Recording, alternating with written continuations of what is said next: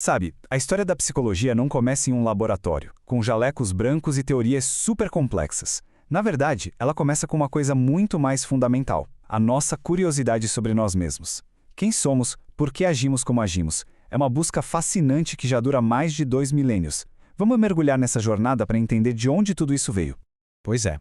Para a gente entender a psicologia de hoje, com tantas abordagens diferentes, a gente precisa voltar para uma pergunta que parece simples, mas é gigantesca.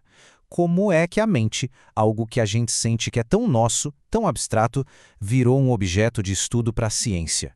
Muito antes de existir qualquer laboratório, a busca para entender a mente não era feita com experimentos. Era feita com perguntas, com argumentos. Isso era domínio da filosofia. A grande ferramenta para tentar desvendar o ser humano era o poder da razão, do pensamento. Então, nossa primeira parada nessa viagem no tempo é a Grécia Antiga. Foi lá que o estudo da psique, que a gente pode traduzir como alma ou mente, nasceu. Foi a primeira grande tentativa de organizar o pensamento para decifrar esse enigma que a gente é para nós mesmos. E bem no centro dessa busca inicial estava ele, Sócrates. Ele chegou com uma ideia que, nossa, mudou as regras do jogo. Ele disse que o maior e mais importante objeto de estudo para o ser humano é o próprio ser humano. A partir daí, o autoconhecimento se tornou o ponto de partida de tudo. E logo de cara já tivemos o primeiro grande debate. De um lado, Platão, que via a alma como algo divino, sabe? Quase como se ela tivesse presa dentro de um corpo. Do outro, seu aluno, Aristóteles, que chegou com uma visão totalmente diferente. A alma não está no corpo, ela é a função do corpo. É o que faz ele ser vivo. Uma pergunta que fica até hoje, né? Somos uma mente que tem um corpo ou um corpo que tem uma mente? Bom, o tempo passa. E na Idade Média, com a força do cristianismo, a pergunta sobre a alma muda de foco. A questão não era mais só o que é a alma, mas sim qual a relação dela com Deus. A investigação virou teológica, uma busca pela salvação. Olhar para dentro era importante sim, mas sempre com o guia da fé, da doutrina. E foi assim por séculos. Até que o Renascimento chegou e trouxe uma onda de questionamento, uma sede por conhecimento, que abriu um caminho totalmente novo para a gente entender a mente. E quem abriu essa nova porta foi René Descartes. Quando ele disse a famosa frase, "penso, logo existo", ele fez algo simplesmente revolucionário. Ele colocou o nosso pensamento, a nossa consciência, como a única certeza que a gente pode ter. A rocha firme, a partir da qual todo o resto do conhecimento poderia ser construído. E a grande consequência disso foi o que a gente chama de dualismo. Ao separar totalmente a mente, que pensa, do corpo, que é matéria física, Descartes, talvez até sem querer, deu um sinal verde para a ciência. O corpo passou a ser visto como uma máquina complexa, que podia ser aberta, medida, estudada, e isso abriu as portas para a fisiologia e, mais tarde, para a neurociência. E essa ideia de estudar o corpo cientificamente nos joga direto para o século XIX. Esse foi o momento da virada. O momento em que a psicologia finalmente sai debaixo das asas da filosofia para se tornar uma ciência com seus próprios métodos, seus próprios laboratórios. Mas olha, essa transição não foi do dia para a noite não, foi sendo construída, tijolo por tijolo. Primeiro, a psicofísica mostrou que era possível sim medir a relação entre um estímulo físico, tipo o peso de algo na mão, e a sensação que a gente tem. Depois, a fisiologia foi lá e mediu a velocidade de um impulso nervoso, provando que o pensamento tem uma base física, real.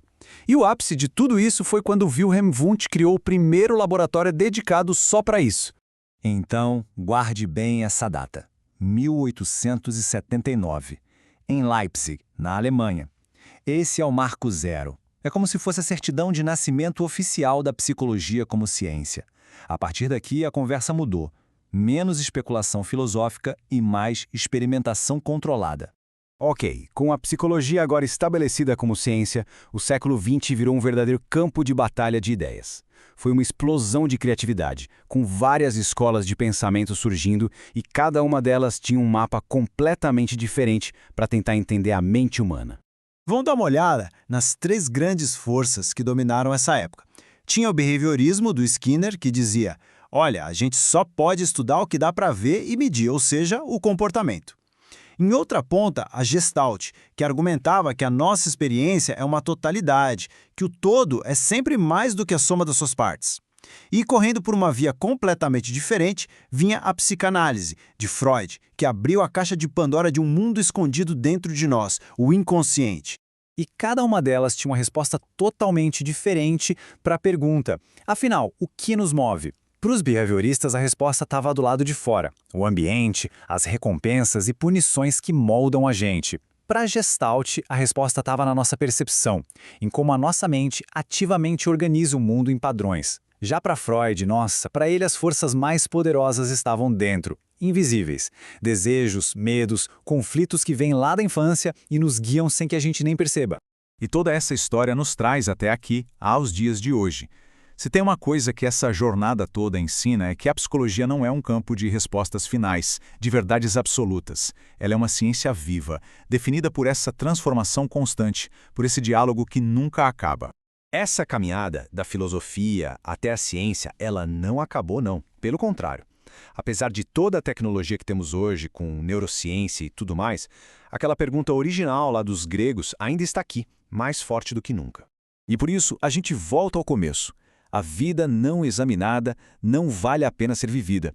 A frase de Sócrates ainda é um desafio, hoje talvez com uma urgência ainda maior. Essa busca pelo autoconhecimento, no fim das contas, não tem data de validade. E é aí que essa grande jornada histórica da psicologia se torna algo muito pessoal. Depois de toda essa evolução, dos filósofos aos neurocientistas, a pergunta final não é mais para eles. A pergunta agora é para nós. O que essa longa busca pela mente nos ensina sobre quem somos, aqui e agora? O quanto a gente realmente se conhece?